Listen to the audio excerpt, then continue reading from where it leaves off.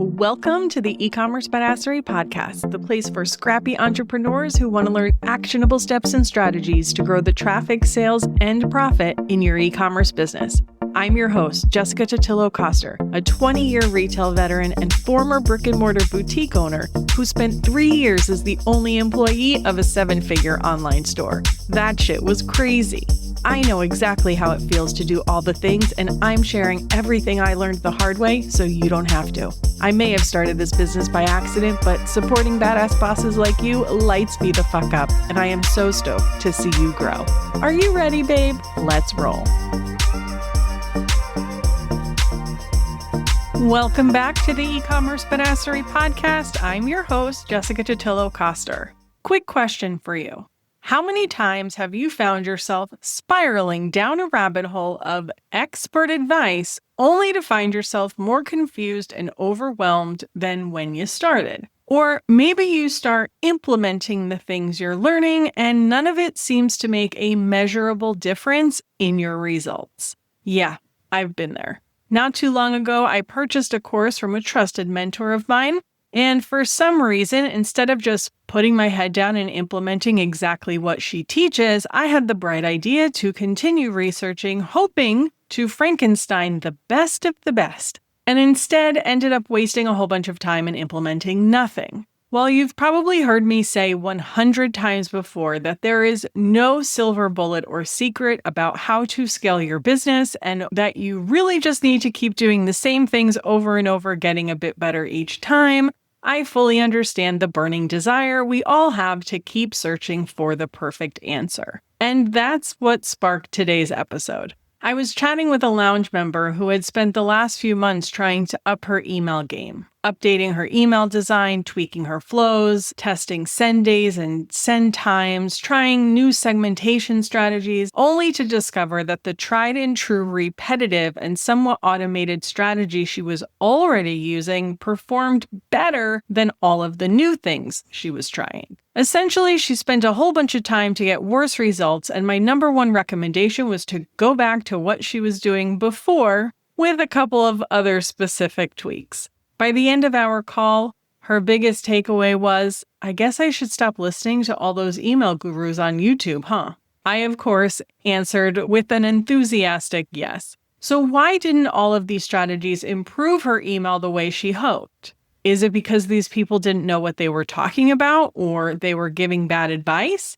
No, not necessarily. But based on what she was doing, I could tell they weren't giving advice for her type or size of business. A lot of what they were talking about wouldn't have even made sense for the business I used to run in my previous day job, and that was a multi-million-dollar business with over 150,000 email subscribers. Now, I've talked a bit about this on the podcast before, episode 160, how to deal with conflicting advice from experts on the internet. But the gist is, most educators are sharing advice in the most general manner possible, specific to their experience and the clients they want to work with. And not everything is going to be the right thing for your business. So what exactly was going wrong in her email strategy? Again, it wasn't that the advice she followed was inherently bad, it just wasn't the right fit for her stage of business. So let's break this down. First up, her segments were too small. Now, I know you've heard a lot about the importance of segmentation in email marketing. This is the thing people love to talk about. And yes, slicing and dicing your audiences into smaller segments can be powerful if you have a ton of subscribers. The truth is, at smaller list sizes, even the 150,000 I was working with at my previous day job, hyper-segmentation can work against you. Not to mention all the extra time and effort it takes to implement that kind of email marketing strategy. Unlike your general marketing strategy where you're trying to get found by your perfect people on the internet, the people on your list are arguably already your perfect people. So why do you feel the need to slice and dice them even further? Unless you have a wildly wide product assortment or different customer avatars on your list, for example, you sell men's, women's, and children's clothing, you don't have to segment all that deep. At the end of the day, when you have a smaller list, those tiny segments simply do not yield enough data to give you actionable insights, and it just doesn't make sense to spend all that effort on it. So, what should you do instead? Focus on sending to your entire engaged audience and excluding anyone who that specific email isn't relevant to. For example, let's say you're sending a feature about a best-selling product. Send it to everyone and then just exclude the people who have already purchased it. If that product is consumable, you only have to exclude the people who have purchased it in the last X number of days. What's the typical life cycle of that product? What makes an engaged segment? Generally, people who have clicked an email or been active on your site in the last 90, 120, or 180 days. It's a bit different for every business. The other segmentation I recommend you use is lifecycle segmentation. Focus on where your subscribers are at in their journey with you. While the majority of your subscribers are your perfect customer, they're all at different stages of their relationship with your brand and your product. Some are brand new and still figuring out who you are. Some have purchased once, and some are your ride or die customers who come back again and again. Focusing on life cycle segments allows you to meet the people where they're at right now. For example, maybe you have subscribers who have gone through your welcome series, are engaging with all of your campaigns, but they still haven't made a purchase from you. I would target them with a special offer, encouraging them to make their first purchase. If you've got a group who haven't purchased from you in a while, say 90 days or more, you can send them a "We Miss You" or "See What's New" mini campaign and encourage them to come shopping. Then, of course, you've got your VIPs, those customers who come back again and again without much effort. Show them some love with an exclusive offer or some special perk simply for being a VIP. Not only will this drive revenue, but it reinforces the relationship you have with them and makes them feel special. And I know you're probably thinking you already have automated emails that do this. And yes, these people are probably going through them. But the truth is, often I see these mini campaigns will perform better than your automation, specifically with the win back. And sometimes people just need to hear the same or a similar message more than once before they take action. And this isn't something you need to be doing on a weekly or even monthly basis. Make it a habit to create these mini campaigns every quarter, and you're good to go. Another problem with her email? She was focused way too heavily on design. While the emails she had before starting this optimization process were already pretty, she was really having a lot of fun with that Canva and Klaviyo integration. The problem, though, is her overall deliverability started to decline. Sure, some of that could have been from some of the other changes she made, but here's what stood out.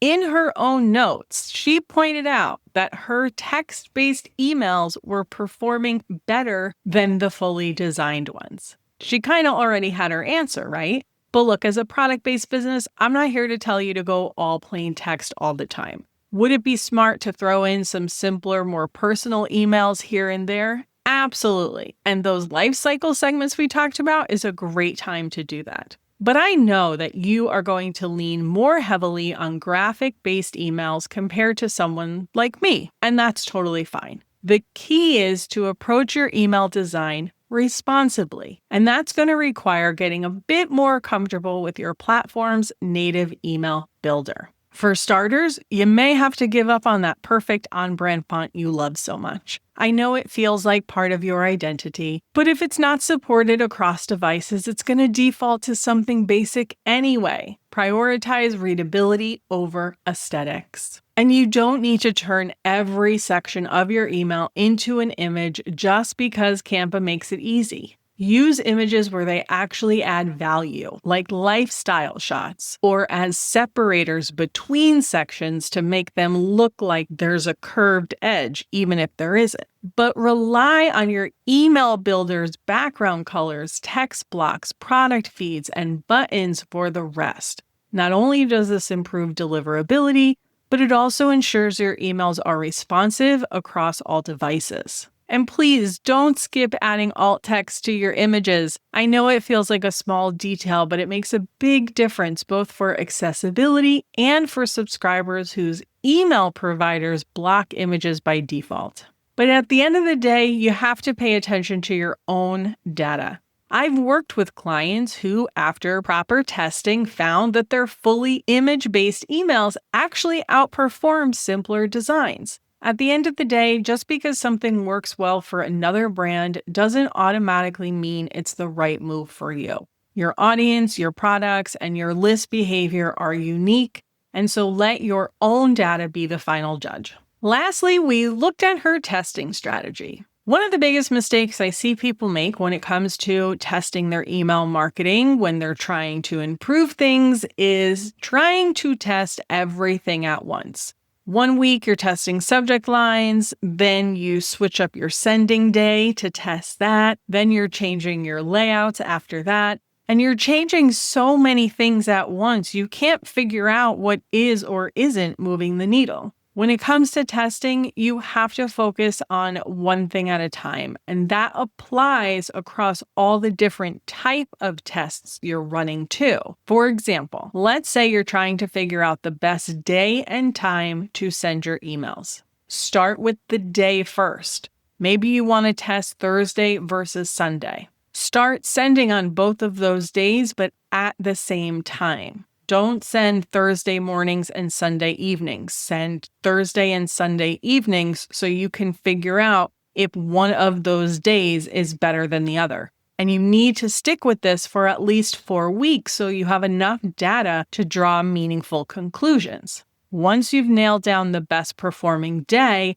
then you can start testing different times on that day. And this applies to other tests too. Subject lines, design elements, offers, calls to action. Keep it simple, stay consistent, and give each test time to breathe before you start layering on new experiments. If you are changing multiple variables at once, you will have no idea what's actually causing the result. So be patient, give each test a fair shot, and let the data tell the story. And remember that changing a bunch of things at once is not actually going to get you faster results. It's going to do the complete opposite. So let's do a quick recap so you know what your best next steps are. First, keep your segmentation broad and focused on engagement. For smaller lists, less is often more. 2, implement lifecycle campaigns to re-engage customers at different stages of their journey with you. 3, prioritize deliverability over design. A functional email that reaches inboxes is always better than a beautiful one that doesn't. 4, test strategically and consistently. Focus on one variable at a time and give it enough time to gather meaningful data. And here's the real kicker. Find someone you enjoy learning from and go all in on what they're teaching. Stop bouncing between gurus trying to cobble together some perfect strategy. It's kind of like skincare. Sure, there are products that work better for certain skin types, absolutely, but at the end of the day, the thing that matters most isn't the exact serum you use. It's that you are consistent with your skincare routine. The same applies to growing your business. So be selective about your information sources, choose a few trusted voices that resonate with your business size and stage, and tune out the rest. Focus on consistent implementation over constant learning. Take action on what you already know works for you. And then trust your own data and intuition. You know your business and your customers best. If you need help with your email marketing campaign strategy, check out Content Badassery. It contains a bunch of content prompts and subject lines that you can rinse and repeat in your business forever. I also teach you my tried and true system for creating a kick-ass email marketing calendar that will turn your subscribers into repeat purchasers. My 3-pillar content framework to attract and convert your perfect customers on social media is also included there. Plus, I walk you through a content repurposing system that lets you create 41 pieces of social content from one long-form post. And this was all created specifically for physical product-based businesses. It's going to seem simple and repetitive, It is. And that's intentional because that's what works. I'll put a link to the sign up page along with links to other podcast episodes where I talk more about email marketing strategy in the show notes, which you can access at ecommercebadassery.com/327. You can also just check the description on whatever app you're listening to this episode right now, and there'll be a link to that page for you as well. And that, my friends, is a wrap on this week's episode. If nothing else, I hope this conversation reminds you that you can absolutely do less in your business. And that sometimes we just overcomplicate things for the sake of overcomplicating, even though we don't necessarily realize that's what we're doing. And yes, I'm talking about myself too. Okay, friends, thank you so much for hanging out with me today. I hope you have a kick-ass rest of your week, and I'll see you on the flip side.